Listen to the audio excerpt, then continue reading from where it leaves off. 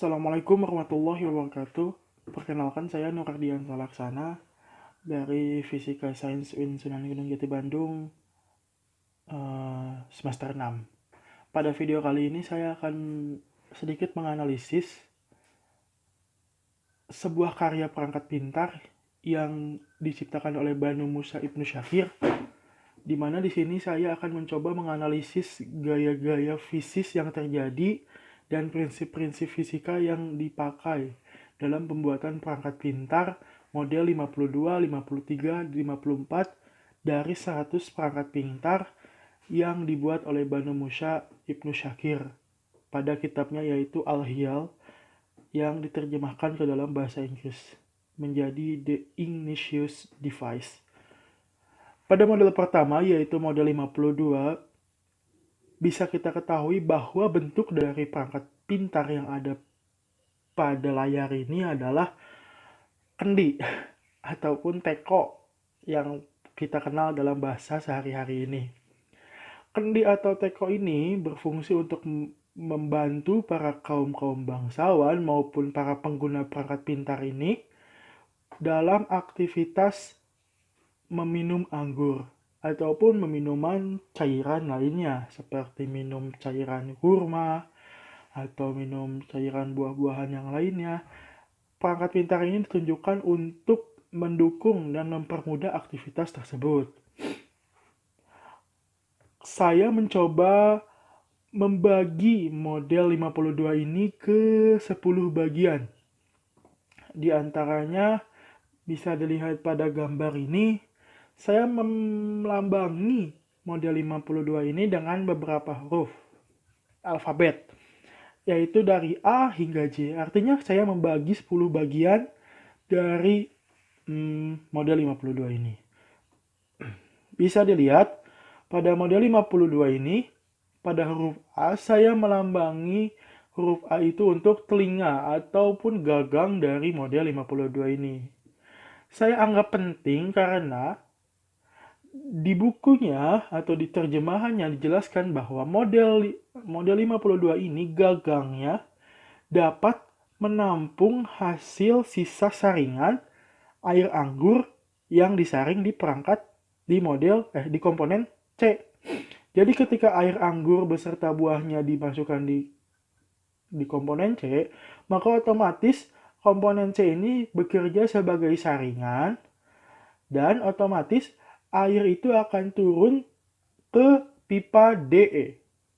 Dan buah anggur tadi akan langsung masuk ke pipa A atau gagang A. Nah, saya asumsikan bahwa gagang A ini dia bisa dibuka tutup ataupun dia mempunyai sebuah outlet sendiri yang tidak dijelaskan di gambar ini karena keterbatasan penglihatan 2 dimensi. Nah, selanjutnya B itu saya analogikan sebagai leher. Jadi saya bagi 3. Ada B itu leher dari model 52 ini. E itu adalah penampungan utama. Dan ini adalah kakinya, saya lupa melambangkannya. Tapi ini kaki dari model 52 ini dan dia nggak masuk air. Jadi kaki ini dia kedap air ditutupi oleh penampungan utama. Serta D. D itu penampungan sekunder. Ini bisa dilihat disekat di sini. Dia adalah penampungan sekunder. Jadi antara E dan D itu dia terpisah. Nah, yang paling menarik menurut saya pada model 52 ini adalah prinsip kerja dari katup. Prinsip kerja dari katup G yang dilambangkan dengan G oleh saya, dan ini terbuat dari bahan kayu. Jadi prinsipnya ketika air turun dan memenuhi penampungan sekunder, maka otomatis secara perlahan ketika ketinggian air di penampungan sekunder naik, maka pelampung ini otomatis akan menutup lubang ini, lubang E dari pipa DE, jadi ke pangkalnya, ke ujungnya. Ujung dari pipa ini akan ditutup oleh kayu pelampung ini yang terdiri dari 2 silinder ini. Nah, menariknya di sini adalah pemilihan bahan kayu yang sangat cerdas dilakukan oleh Banu Musa Ibnu Syakir pada zaman tersebut. Karena di sini ada beberapa gaya yang saya akan analisis di slide selanjutnya. Nah, pada nah, kemudian ketika si pelampung ini setelah sudah menutup, maka otomatis air tadi ketika kita memasukkan air lagi tidak akan penuh ke penampungan sekunder, tidak akan meluber, jadi tidak akan keluar dari outlet KM ini, tetapi dia akan otomatis masuk ke pipa bengkok XFS dan akan masuk ke pipa penampungan utama. Jadi ketika air di penampungan sekunder sudah mencapai titik batas, maka otomatis dia tidak akan meluber kemana-mana, tetapi dia akan masuk langsung ke penampungan utama. Ini merupakan salah satu inovasi yang cerdas dan dipakai hingga saat ini di berbagai rumah yang mempunyai pelampung di bak mandinya. Pelampung bak mandi yang ada saat ini yang sederhana merupakan cerminan dari pelampung yang dibuat oleh Banu Musa Ibnu Syakir. Hanya saja, asumsi saya bahwa tidak ada massa jenis yang lebih ringan daripada kayu pada saat itu. Karena sekarang telah ditemukan plastik, maka pelampung-pelampung yang ada yang tersebar di rumah-rumah itu merupakan pelampung yang memakai massa jenis yang paling ringan. Nanti di slide selanjutnya saya akan jelaskan mengapa kayu dipilih sebagai bahan utama dari pelampung ini oleh Banu Musa Ibnu Syakir. Nah, selanjutnya ada beberapa komponen juga yang saya tandai dengan huruf ini. Ini dimaksudkan untuk memudahkan penulisan laporan saya agar tidak terlalu panjang dalam penyebutan komponen dan juga agar mudah diingat oleh saya. Selanjutnya, untuk memudahkan analisa saya menganalogikan bahwa teko ini atau perangkat pintar kendi, karena pada saat ini dikenal juga sebagai kendi, ke dalam ukuran kendi yang ada pada dewasa ini. Kendi yang ada pada dewasa ini tidak lebih dari 35 cm. Jadi sangat jarang tempat air minum yang ada gagangnya itu sampai tinggi 70 cm ataupun 50 cm, itu jarang sebenarnya. Jadi ini merupakan tinggi yang ideal. Jadi tinggi total dari tinggi wadah ini saya analogikan sebagai setinggi 34 cm dari kaki hingga leher. Nah, lehernya saya analogikan sebesar 5 cm. Jadi leher dari si kendi ini atau perangkat pintar yang dimodelkan oleh Banu Musa Ibnu Syakir ini saya asumsikan itu sebesar 5 cm. Kemudian kalau kita tinjau penampungan utamanya itu berbentuk lingkaran, walaupun tidak sempurna lingkaran tetapi sudah mendekati lingkaran. Saya analogikan bahwa tinggi dari penampungan utama ini sama dengan diameternya dari penampungan utama. Maka ketika saya mengasumsikan bahwa kakinya itu sebesar 4 cm dan lehernya itu sebesar 5 cm, maka saya bisa mengasumsikan bahwa diameter dari penampungan utama ini adalah 25 cm.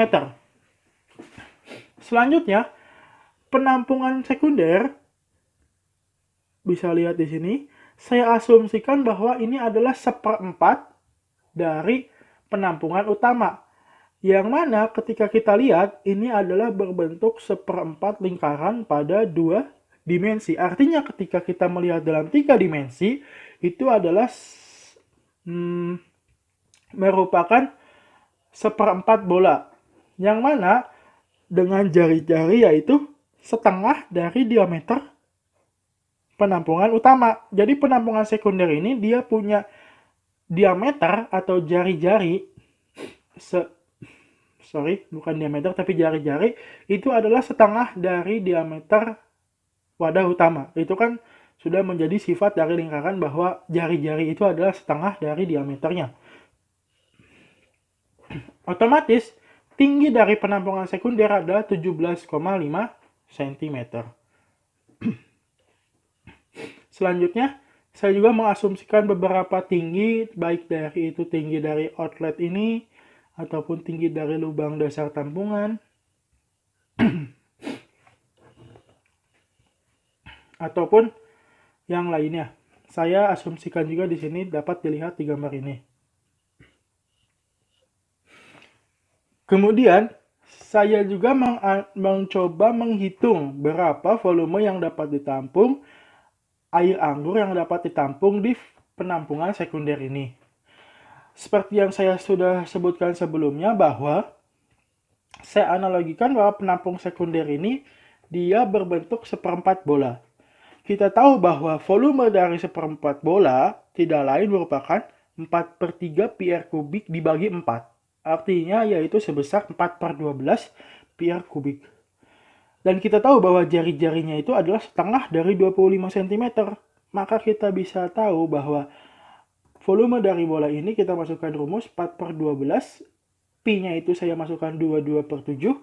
Dan R kubik itu sebesar 17,5 kubik atau pangkat 3. Nah, saya mendapatkan hasil 3.537 cm kubik. 3.537 cm kubik. Karena nantinya satuan yang dipakai adalah meter kubik, maka saya bagi 1000. Maka saya konversikan cm kubik ke meter kubik, yaitu sebesar 3,537 meter kubik. Nah, saya dapatkan gaya apung. Gaya apung itu adalah tekanan yang diberikan oleh air ini ketika air ini menuju proses ketika air ini akan meluap atau akan penuh terhadap penampungan sekunder. Maka saya dapatkan gaya apung atau gaya dorong terhadap pelampung ini sebesar 35.370 Newton. Nah, selanjutnya saya menghitung volume dari silinder. Ini terdiri dari 2 silinder, yang satu saya asumsikan sebagai setengah silinder, itu adalah V1, dan ini adalah silinder penuh. Saya analogikan dan saya hitung ke dalam rumus ini. Saya masukkan dan ketemu hasilnya 0,1113 meter kubik. Untuk apa volume ini? Volume ini dibuat atau dihitung untuk menentukan gaya berat dari pelampung tersebut. Kita tahu bahwa kayu merupakan benda yang teringan sebelum adanya plastik. Benda dengan massa jenis terkecil sebelum adanya plastik. Nah, massa jenis dari kayu ini adalah 0,30 kg per meter kubik. Nah, saya juga mencoba menganalisa gaya-gaya yang terjadi di model 52 ini. Terlihat bahwa di model 52 ini yang pasti itu adalah ke atas, yaitu adalah FA atau gaya apung atau gaya Archimedes. Kemudian